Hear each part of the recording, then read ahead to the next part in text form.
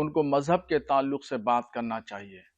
उनको मुसलमानों को उकसाने, भड़काने और मुश्तिल करने वाली बातें नहीं करना चाहिए। कोई ऐसी बात नहीं है जिस पर वावेला मचे। बस वही है कि मुसलमान के मुंह से ये बात निकली है तो इस पर हंगामा तो होना ज़रूरी है। ये तय है हंगामा और हो रहा है। मौलाना महमूद मदनी साहब ने जो बयान दिया है उससे मैं ही नहीं बल्कि भारत के करोड़ों मुसलमान इत्तफाक नहीं रखते हैं। मौलाना महमूद मदनी साहब मजहबी आदमी हैं, उनको मजहब के ताल्लुक से बात करना चाहिए। उनको मुसलमानों को उकसाने, भड़काने और मुश्तिल करने वाली बातें नहीं करना चाहिए। करोड़ों मुसलमानों का सुप्रीम कोर्ट पर, पार्लियामेंट पर, हुकूमत पर भरोसा है और ये कोर्टें ऐसी हैं कि ऐतिहासिक फैसले करती हैं और इस पर अगर भरोसा नहीं रखा जाएगा तो फिर पूरे देश से अमान उठ जाएगा। इसलिए अदालतों पर और पार्लियामेंट पर भरोसा करना होगा और ये जितने भी इदारे हैं, ये इदारे लोगों के हितों को ध्यान रख करके, जन कल्याण को ध्यान रख करके फैसले करते हैं।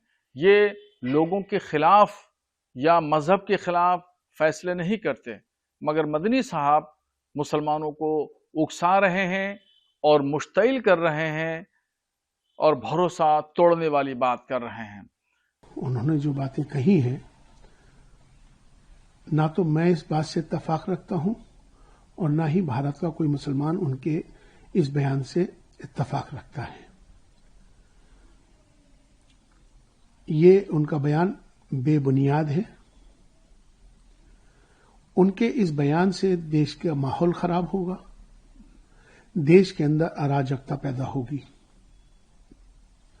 उन्होंने जिस तरह से, जिस अंदाज में जो बात कही है, उन्होंने जिस तरह से कहा है कि हमें हुकूमत पर भी भरोसा नहीं है, उन्होंने अदालतों पर भी कहा है हमें भरोसा नहीं है, खासतौर पर सुप्रीम कोर्ट का उन्होंने नाम लिया है, हवाला दिया है। वो क्या संदेश देना चाहते हैं, क्या बताना चाहते हैं, ये हमें नहीं मालूम है। लेकिन उन्होंने ये जो बयान मुसलमानों का नाम लेकर कहा है, देश भारत के तमाम मुसलमानों के हवाले से दिया है, तो देश का मुसलमान इस बात से बिल्कुल सहमत नहीं है। नहीं, देखिए, बाबरी मस्जिद में जो कुछ भी हुआ, ये बड़ा देश का दुर्भाग्य कहिए कि जब सुप्रीम कोर्ट ये कह रहा है कि मेरे पास ऐसा कोई सबूत नहीं है कि मंदिर तोड़ के मस्जिद बनी हो, और ये भी कह रहा है कि 1949 में मूर्तियां गलत रखी गई, ये भी कह रहा है कि बाबरी मस्जिद को इलीगल तरीके से तोड़ा गया, और ये भी कह रहा है कि जो लोग इसमें शामिल हैं उनके खिलाफ कार्रवाई होनी चाहिए, और फिर भी जगह उठा के मंदिर को दे देता है। ये तो बड़ा अजीब सा, आश्चर्यजनक फैसला था। लेकिन मुसलमानों ने इस वजह से कबूल किया कि ठीक है, चलो 400-500 साल पुराना एक मामला ख़त्म हुआ, जान छूटी, ये देश में जो नफ़रत फैल रही थी ये कम से कम होगी। लेकिन पता चला कि वो तो और ज़्यादा हो गई, नए रास्ते निकल गए। तो ये जो पीड़ा है, इस पीड़ा को उन्होंने व्यक्त किया है, और इसी पीड़ा को व्यक्त करने के लिए आपको याद होगा सुप्रीम कोर्ट के 4 जज बाहर निकल के आए थे, प्रेस कॉन्फ्रेंस की थी। DY चंद्रचूड़ जब रिटायर हो गए उसके बाद उन्होंने बाकायदा एक प्रोग्राम में इस तरह की बातें कहीं, और कई सारे जज हैं जो इस तरह की बातें करते हैं। सवाल ये है कि अगर हिंदू को इस बात को कर दे, आप निशिकांत दुबे ने क्या कहा था चीफ जस्टिस के लिए, बिल्कुल खुली किताब है, क्योंकि वो हिंदू थे तो उनकी बात को दबा दिया गया।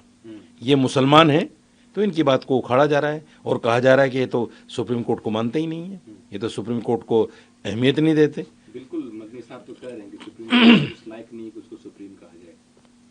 नहीं, उन्होंने ये कहा कि सुप्रीम कोर्ट सुप्रीम उस वक्त होगा जब इंसाफ के तकाजे पर फैसले होंगे। ये कोई गलत थोड़ी है भाई। सुप्रीम कोर्ट जो है हिंदुस्तान में हमारी लास्ट उम्मीद है कि जब सब जगह से हम थक हार के बैठ जाएं तो फिर एक रास्ता बचता है सुप्रीम कोर्ट। वहाँ भी अगर ऐसा ही हो जाए तो फिर सुप्रीम कहाँ से रह गया। ये एक बात उन्होंने कही, तो उसमें मैं समझता हूँ कि कोई ऐसी बात नहीं है जिस पर वावेला मचे। बस वही है कि मुसलमान के मुंह से ये बात निकली है तो इस पर हंगामा तो होना ज़रूरी है। ये तय है हंगामा और हो रहा है। भोपाल में उनकी मीटिंग हुई थी, उसका बयान मैंने पढ़ा है, सोशल मीडिया में वायरल हो रहा है कि मौलाना ने कहा कि आज मुस्लिम्स के सामने एक बड़ा चैलेंज है उनका सड़कों पर निकलना, रेलों में यात्रा करना, व्यापार करना, मकान बना के रहना, मकान और ज़मीन का कारोबार करना, यहाँ तक खान पान का व्यापार करना, ये सब निशाने पर है। और पूरी दुनिया देख रही हो। आपने देखा है कि अमेरिका की रिलीजियस फ्रीडम को जो देखती है, वॉच करती है दुनिया में, उसकी अभी रिपोर्ट आई हाल में कि भारत में मुस्लिम अल्पसंख्यकों के साथ ज्यादती हो रही है। और ये वास्तविकता है, इट्स ट्रू। पूरी दुनिया देख रही है, भारत के लोग देख रहे हैं, सिवाय आरएसएस बीजेपी के जिन्होंने आंखें बंद कर रखी है। पूरा देश देख रहा है कि मुस्लिम के साथ ज्यादती होती है। लेकिन उस ज्यादती का जवाब हमारे पास एक संवैधानिक, एक लोकतांत्रिक संसदीय व्यवस्था मौजूद है। हमें उसी व्यवस्था के तहत संघर्ष करना चाहिए, जाति का जवाब देना चाहिए। मौलाना ने अपने नैरेटिव में सारी बातें की हैं, लेकिन हल नहीं बताया। मैं उसका हल बताता हूँ कि आज देश में बहुसंख्यक समाज देश का लोकतांत्रिक मान्यताओं पर आस्था रखता है, भारत के संविधान पर आस्था रखता है। हमारी दिक्कत क्या है, हम लोकतांत्रिक संवैधानिक मूल्यों के आधार पर राजनीति से बाहर भागते हैं, राजनीति नहीं करना चाहते, जबकि राजनीति करना इस वक्त की महती आवश्यकता है। हर कमज़ोर वक्त को, खासतौर पर अल्पसंख्यकों को, दलितों को, आदिवासियों को इस राजनीतिक ऑपरेटर्स को इस्तेमाल करना चाहिए, अपने अधिकारों के प्रति असर्ट करना चाहिए, आगे बढ़ना चाहिए। और हम ये समझते हैं कि देश में 80% लोग आज परेशान हैं इस सरकार से, लेकिन उनमें श्रृंखलाबद्ध होने की ज़रूरत है। श्रृंखलाबद्ध होकर इस सरकार के खिलाफ शांतिपूर्ण तरीके से आंदोलित होने की ज़रूरत है, ऐसा मैं महसूस करता हूँ।